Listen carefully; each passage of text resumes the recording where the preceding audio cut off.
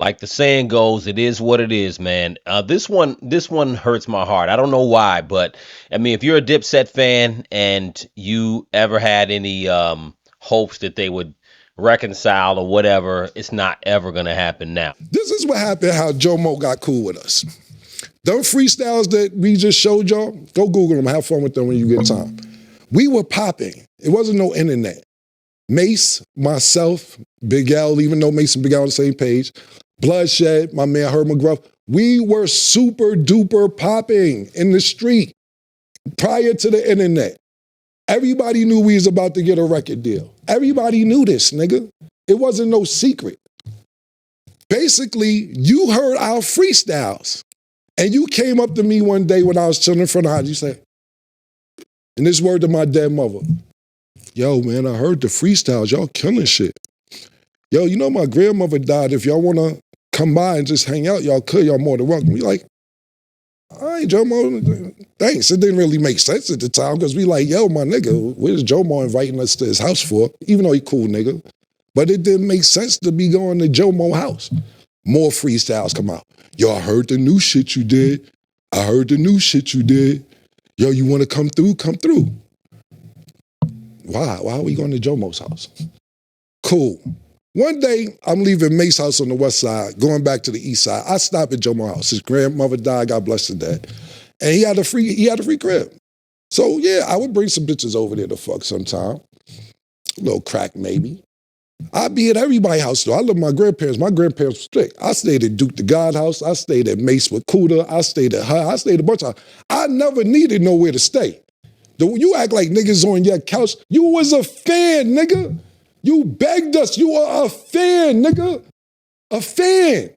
Now, let me say, there's nothing like people who you grew up with and who you're friends. I mean, people who you're closest to can hurt you the most. And it's unfortunate sometimes when you see after all these years people who are really close, like Cam and Jim, to kind of hit at each other like this because under all that hate or under all that stuff that looks like hate is really love. But love and hate are close, like we all know. It's a thin line.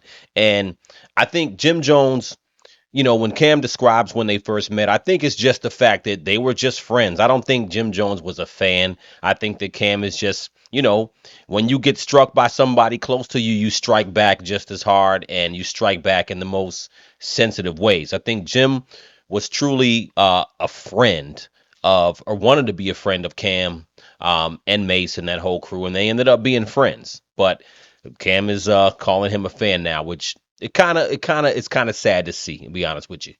We didn't grow up with you. I am from 140th and Lenox. I am from NFL. Up the block was 40 Wolves. Lou Simpsons, I'm on 142nd Cross Square. D. Ferg on them at 8th Avenue. I don't see you around none of this. Shout out to my nigga, what's the nigga Final Four, Billy and them used to, you not from none of that. So you can sit around and act like you've been around all this Harlem shit and everything. You ever see somebody from Harlem try to act like they from Harlem so bad that you got to keep saying, I'm from Harlem? Niggas from Harlem know who's from Harlem. You don't have to keep saying you from Harlem. So that's first and foremost. All this, yo, niggas was on your couch. You were fanned out and you begged niggas to come to your house after you heard all these mixtapes. That's how you got in, nigga. You was so cool. And we was like, yo, Jomo's a nice guy. Mace like, yo, I think I'll teach him how to rap. Mace actually taught you how to rap, literally. Let me pause it there. So a lot of what's sad about this is this really doesn't stem from Jim Jones and Cameron having any big issue. They had somewhat of an issue, but it to me, from what I understand, it actually stems from Jim Jones not liking Mace. Now, when Mace got on with Bad Boy back in the day, Jim Jones said that he basically, and even Cameron said at a certain point that Mace left everybody. He left Cameron, left Jim, left everybody, Harlem World, all those people he was around. Mace kind of was focused on himself.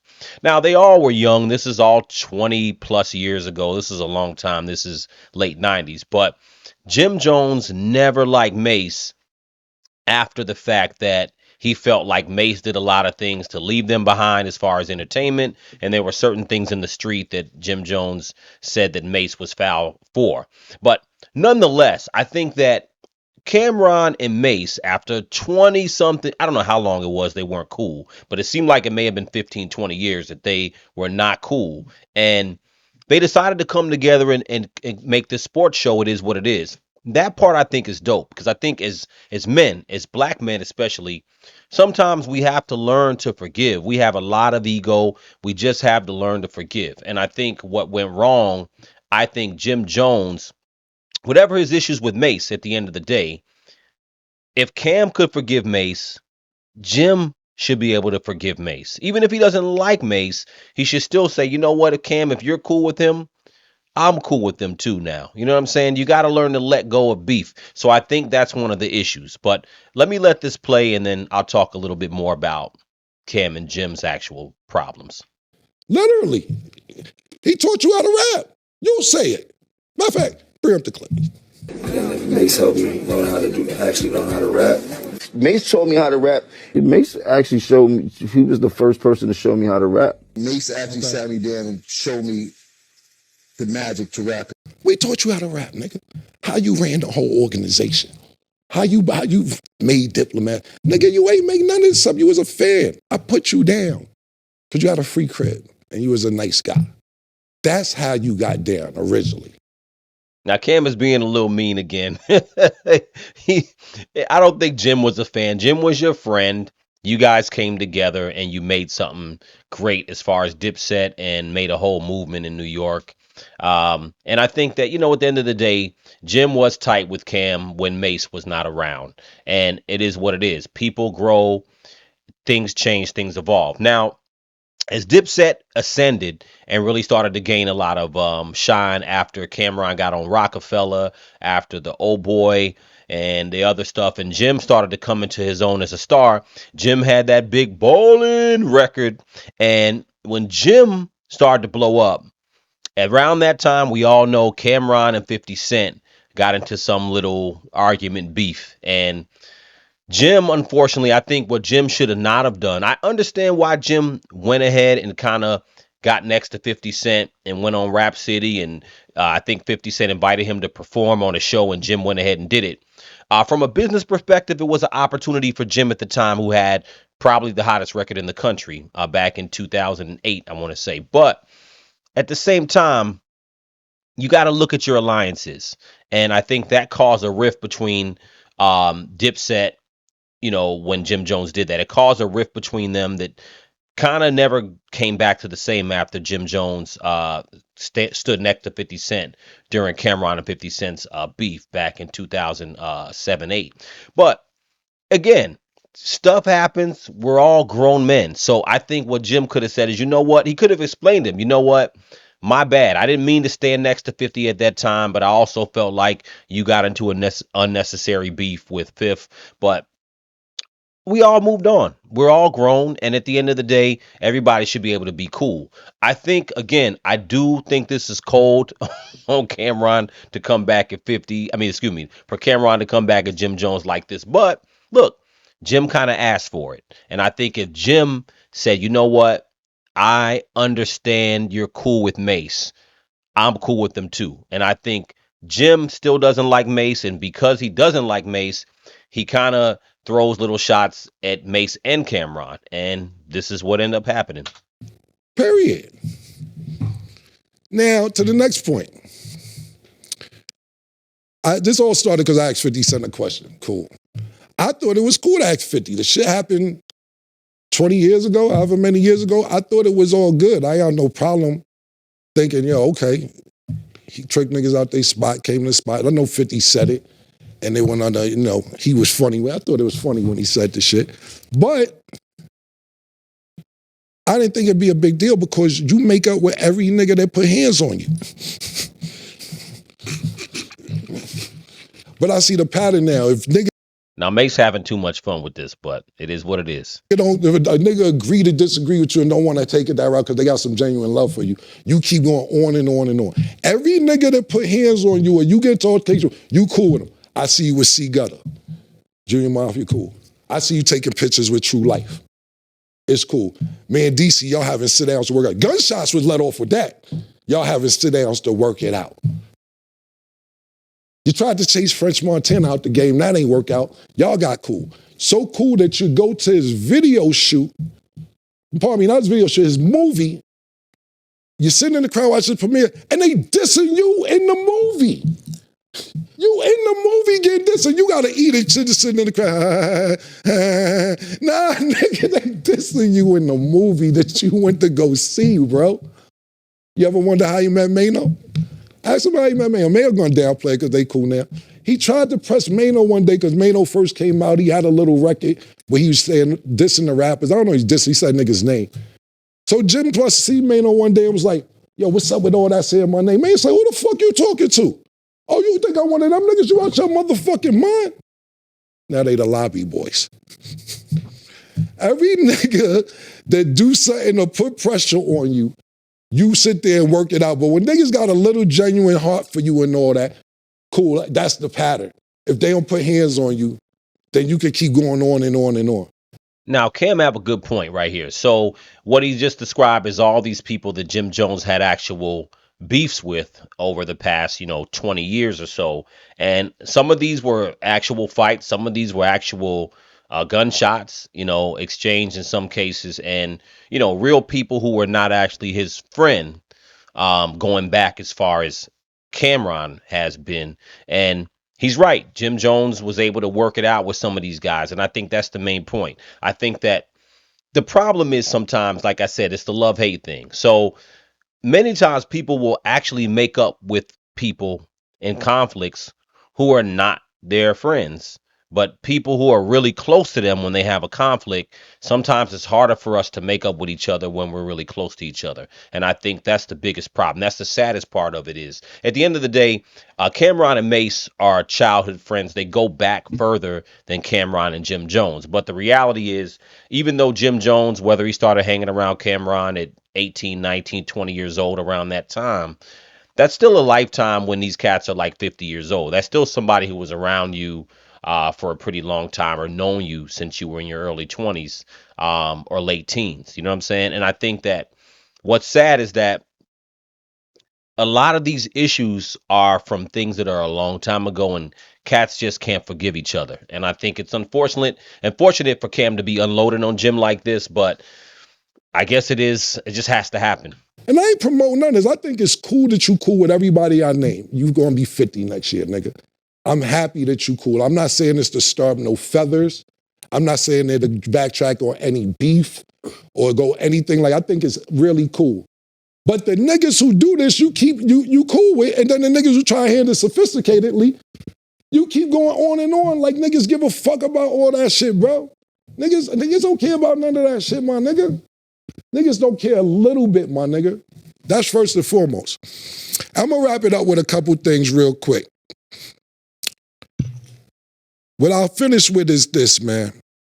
I'm never here to downplay your character. As much as you try to degrade my character for years and push me under the bus and say, I ain't start this and I ain't do that, and you started Pink and you made the Diplomats, which is just, if people choose to believe that, then look, I got a bridge in Brooklyn I could sell you to, my nigga. Period. But at the end of the day, my nigga, I'm never trying to downplay your character.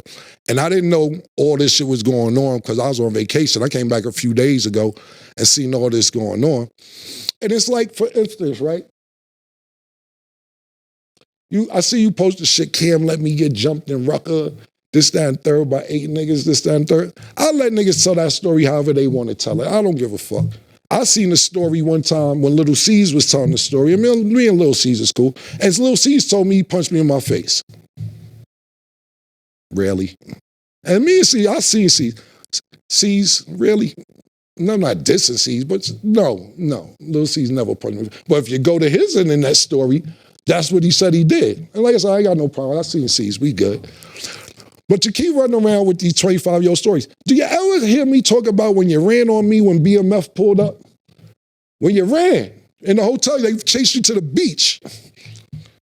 And lucky, I had my shit on me and my man Jojo, I ain't gonna say his name, Spanish nigga, you know him.